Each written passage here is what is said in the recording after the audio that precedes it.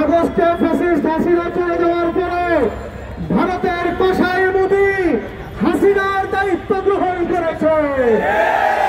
ওই দেশে বসে বসে আমার সবুজ বাংলা লাল সবুজের বাংলায় অশান্তি সৃষ্টি করার জন্য কসাই মোদি নানান ভাবে পায়তারা করে যাচ্ছে।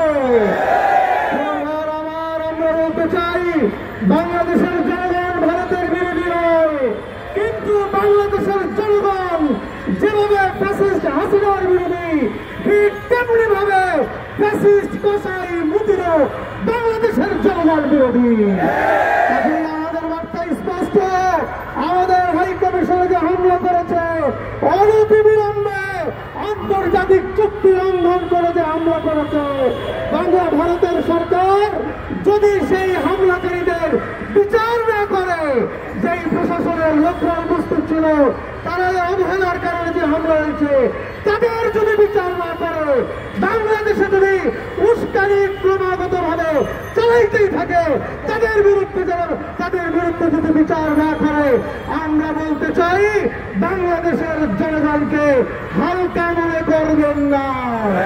বাংলাদেশের জনগণ কিভাবে জবাব দিতে হয় এদেশের জনগণের তার জানা আছে। বিশ্বাস চরমরাইয়ের সেই পথ এবং পদ্ধতি জানা আছে, কথা বলেন ঠিক কিনা?